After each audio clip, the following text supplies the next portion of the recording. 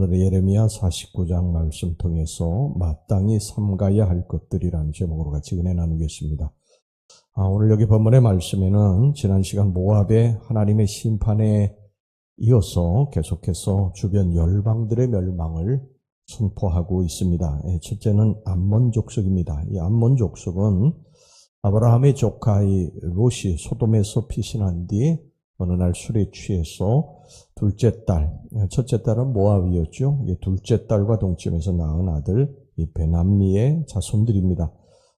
이들 족속은 요단 동편 모압 지경의 북쪽, 즉 남으로 아르논강과 북으로 야복강 사이에 위치해 있었습니다.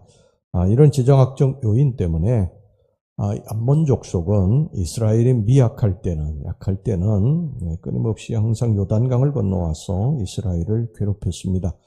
특별히 암몬 족속은 유다 왕국 멸망 후에 이 바벨론이 유다의 총독 정지를 할 때 유대인 방백들과 모의해서 이 총독 그다랴 살해 음모에 적극 가담한 아주 간교하고 사악한 일을 서슴없이 자행하기도 했습니다. 이런 내용이 이제 1절에서부터 6절까지 나와 있고요. 그 다음에 두 번째는 이 에돔 족속입니다. 에돔 족속은 원래 야곱의 형인 에서의 후손입니다. 이들은 사해 남동부 세일산을 거점으로 해가지고 이 아카바만에 이르는 넓은 지역에 흩어져 생활을 했습니다. 이 지역은 아주 거칠고 험악해서 에돔 족속은 이런 열악한 환경에 생존하는 가운데 아주 거친 족속이 됐습니다. 그래서 에돔 족속도 역시 항상 이스라엘을 괴롭혔고요. 시편 137편 7절에 보면 유다 왕국이 바벨론에 의해서 멸망을 당할 때 너무나 기뻐하면서 이렇게 노래했다고 그랬습니다. 헐어버리라 헐어버리라 그 기초까지 헐어버리라. 이런 내용이 이제 7절에서부터 22절까지 나와 있습니다. 그 다음에 이제 셋째는 다메섹인데요. 이 다메섹은 수리아 왕국의 수도입니다. 따라서 다메섹의 멸망은 곧 수리아 왕국의 멸망을 말합니다. 이 다메섹은 북서쪽으로 안티레바논을 수원으로 하는 아바나 강이 북쪽에서 흐르고 또 서쪽으로는 헤르몬 산을 수원으로 하는 이 바르발 강을 남쪽 경계로 해서 이 두 강 사이에 위치한 오아시스 도성입니다. 이런 지정학적 요인 때문에 다메섹은 일찍부터 상업이 발달하고 또 교통이 발달을 했고요. 군사도시로 자리 잡아 나갔습니다. 이런 이유로 인해서 다메섹은 늘 이스라엘 역사에 음으로 양으로 간섭하고 귀찮게 하는 그런 존재가 됐습니다. 이게 23절에서부터 또 27절까지 나와 있고요. 그 다음에 네 번째는 게달과 하솔입니다. 이 게달 족속은 아브라함의 첩소생 이스마엘의 후손들입니다.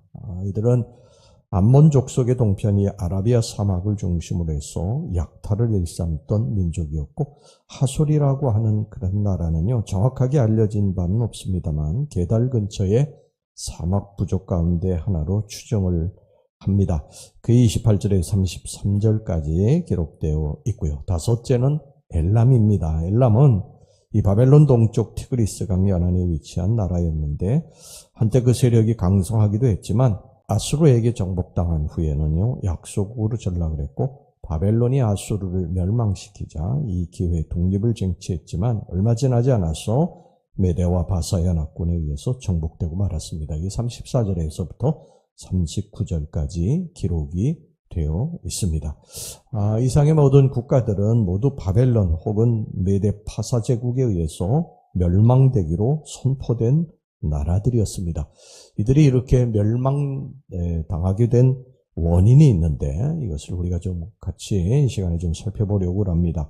그 첫째 원인이 뭐냐 하면 교만 때문입니다. 여기 기록된 5나라 가운데 암몬과 에돔과 다메섹이 교만 때문에 망한 나라예요. 먼저 암몬은 흐르는 골짜기를 자랑을 했다. 4절 말씀 보겠습니다. 패역한 딸아 어찌하여 골짜기에 꼰대 흐르는 골짜기를 자랑하느냐. 내가 어찌하여 재물을 의뢰하여 말하기를 누가 내게 대적하여 오리요 하느냐. 여기서 흐르는 골짜기라고 하는 것은 아주 그 풍성한 물줄기를 가리키는 것입니다. 이 물줄기가 서쪽 지역인 암몬 평야지대 이 길르앗 지역을 매우 비옥하게 주었어요. 또 동쪽 지역은 이 골짜기로 인해서 험한 산악지대를 형성을 하고 있었습니다. 이런 자연적이고 지정학적인 요인으로 말미암아 암몬은 일찍부터 이 부족함이 없는 그런 풍요로운 삶을 살았고 외세의 침략을 잘 막아낼 수가 있었어요. 이 때문에 굉장히 교만했습니다. 절대 무너지지 않으리라고 그렇게 생각을 했습니다. 또 그 다음에 여기 보면 에돔의 교만인데요. 에돔의 교만은 두 가지예요. 그 하나는 지혜의 교만입니다. 자신들의 나라에 지혜로운 자가 많다. 우리나라보다 지혜로운 나라가 없다. 그렇게 생각을 한 것입니다. 에돔에서 제일 가는 도시는 대만인데 이 대만은 아주 뛰어난 학자들, 지혜자들, 지식인들이 많이 있었습니다. 이들은 모두 자신들의 세상 지식과 철학으로 인해서 교만해졌어요. 그러니까 하나님에 대한 지식은 전혀 없었고 세상에 대한 지식, 철학에 대한 지식, 사상에 대한 지식 이런 것들만 가지고 서로 논쟁하기를 즐겨했습니다. 7절 말씀 보겠습니다. 에돔에 대한 말씀이라 만군의 여호와께서 이와 같이 말씀하시되 대만에 다시는 지혜가 없게 되었느냐? 명철한 자에게 책략이 끊어졌느냐? 그들의 지혜가 없어졌느냐? 그 다음에 여기 나오는 이제 에돔의 교만인데요. 이 에돔의 교만은 지정학적 요인으로 인해서 온 것입니다. 에돔은 험악한 이 세일산을 중심으로 도시를 형성하고 있었습니다. 이 세일산은 정말 천연요새였어요. 이로 인해서 우리는 절대 안전할 것이라고 교만했습니다. 그 다음에 다메섹의 교만인데 이 다메섹도 두 강 사이에 위치해 있어서 상업이 발달하고 교통이 발달해가지고 풍요를 구가하면서 마음껏 살고 교만해 있었습니다. 근데 여러분 이런 교만들은요 결국 다 무너지게 되어 있어요.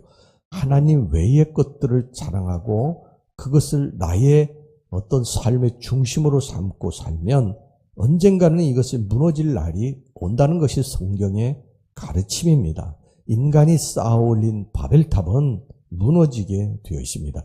우리들의 중심에, 우리들의 가정의 중심에 여호와 하나님이 계셔야지 그것이 기둥이 되어서 우리를 떠받쳐 주어야지 세상 어떤 것들이 기둥이 되면 그것이 반드시 무너지게 된다고 하는 것입니다. 자, 그 다음에 여기 이제 둘째로 이들이 멸망당한 이유가 뭐냐면 무사한 일주의 때문이에요. 게달과 하솔은 하나같이 무사한 일주의에 빠져 살았습니다. 31절 보겠습니다. 여호와의 말씀이니라 너는 일어나 고요하고 또 평안히 사는 백성 그 성문이나 문빗장이 없이 홀로 사는 국민을 치라. 이 에돔과 암몬이 산악지대의 험준한 산악지형을 방패로 삼아서 발달했다면 이 두 도시는요 사막이 그들을 외세로부터 지켜주었어요. 사막이 워낙 공격하기가 힘이 되니까 이 게달과 하솔은 우리는 안전하다, 만세반석이다 이렇게 하고 살았던 것입니다. 그래서 이들은 성곽도 없었고요, 성문도 없었습니다. 근데 결국 이들도 멸망당하고 말았습니다. 세상에 어떤 것들이 자신들을 지켜줄 것이라고 생각했죠. 그게 끝까지 가지 않더라는 거예요. 여러분, 우리가 의지하는 것이 세상 것이면요. 지금 내가 물질을 의지하고 내 건강을 의지하고 나의 힘과 지혜를 의지하고 나의 인맥을 의지하고 이렇게 의지하는 것들이 여러분 이 세상 것들을 우리를 지켜주는 것이 결코 아닙니다. 하나님이 우리를 지키시는 것인 줄로 믿습니다. 하나님이 우리들의 힘이요 능력입니다. 하나님이 우리의 지혜입니다. 하나님을 의지하고 우리가 살아갈 수 있기를 바랍니다. 세상 어떠한 것보다도요 하나님을 먼저 의지하고 하나님 붙들고 그렇게 살아가시는 저와 여러분들이 되시길 주의 이름으로 축원합니다. 기도하겠습니다. 하나님 아버지, 오늘 여기 이스라엘의 주변 열방들의 멸망을 선포하고 있는 하나님의 말씀에 우리들이 귀를 기울이게 해주시기 원합니다. 아버지들이 세상적인 것들을 의지하고 세상 붙들고 살다 결국 멸망의 길로 간 것을 우리가 놓치지 않게 하시고 온전히 하나님 한 분만 붙들고 의지하고 하나님을 나의 심령의 주인으로 나의 가정의 주인으로 모시고 살아가는 우리 지혜로운 성도들이 되게 하여 주시옵소서. 예수님의 이름으로 기도하옵나이다. 아멘.